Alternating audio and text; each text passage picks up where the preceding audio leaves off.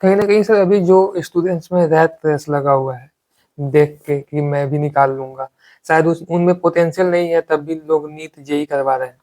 और हम देखते हैं कि 12,000 के समथिंग बच्चों का रिज़ल्ट निकलता है, जबकि 12-12 लाख बच्चे एग्ज़ाम देते हैं। तो क्या मानते हैं जिनका नहीं निकलता है क्या वो काबिल नहीं है? बिल्कुल, बिल्कुल काबिल है, खूब काबिल है।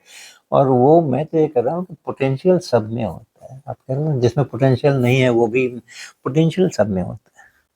लेकिन वो जो पूरी धारणा है कि बस सही उत्तर लिखना है अपने को सवाल का, वहाँ से हट करके और सही उत्तर तो लिख ही लेंगे ना अगर हम चीज़ों को अच्छी तरह से समझते हैं तो।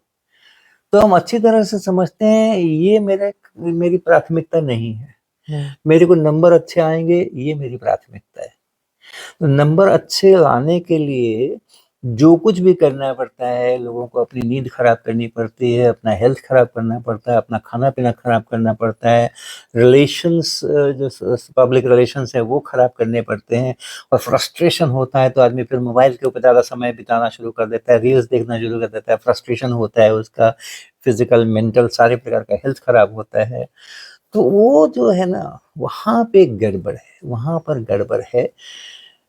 तो सभी जो मनुष्य हैं, हमारे भारतवर्ष बड़ा वो मेधावियों का देश है ये।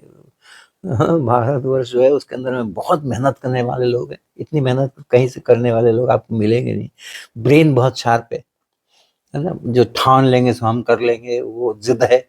बिहार में तो बहुत ज़्यादा है, जो हम ठान लेंगे वो करके ही छोड़ेंगे। तो वो सब सारे गुण हैं।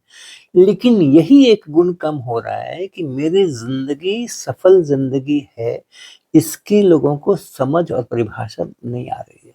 उनको लगता है कि जो जितना मान-सम्मान पाता है, जिसका जितना बड़ा बंगला होता है, जिसके यहाँ अर्दली होते हैं, जिसके यहाँ नौकर-चाकर होते हैं, वो सफल जीवन होता है और बाकी जो रोड पर घूमते रहते हैं पैजामा पहन कर के, वो जीवन असफल है। ये जो गलत धारणा है ना, वहाँ पर कमज़ोरी है। तो जितने बच्चे ऐसा हो ही नहीं सकता है भारत जैसे देश के अंदर में कि 12 लाख में से 12,000 केवल मेधावी बच्चे हों और बाकी सब के सब बेवकूफ़ हों। और वो जो 12,000 की बात आप कर रहे हो ना, आप जा कर के देखो कि फर्स्ट ईयर में जब बीटेक में एडमिशन लेते हैं वो 12,000, तो उनका क्या हश्र होता है वहाँ पे। उनका आईआईटी में जाने के बाद क्या हश्र होता है, 100 में 18 नंबर नहीं आते उनको और वो जेईई पास करके एडवांस करके गए हुए। तो आप बिल्कुल तुलना नहीं कर सकते हो कि जिसने जेईई पास करके और आईआईटी में एडमिशन ले लिया है वो कोई बड़े ऊंचे दर्जे का विद्यार्थी है, बड़ा पोटेंशियल वाला है और बड़ा मेधावी है, और जो ये जिसने नहीं पास किया वो कोई कम है।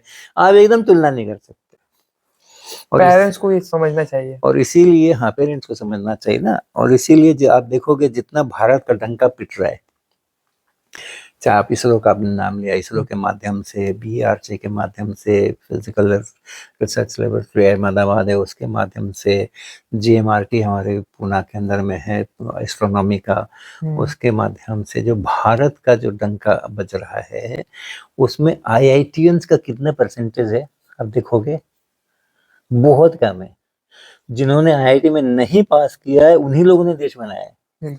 मेरा देश आज अगर दुनिया के अंदर में कोई मायने रखता है तो ये आईआईटी वालों के कारण से नहीं लड़ रहा है। जो छोटी जगहों से आप एपीजे अब्दुल कलाम ने कौन सी आईआईटी में पढ़ाई की थी? बिल्कुल।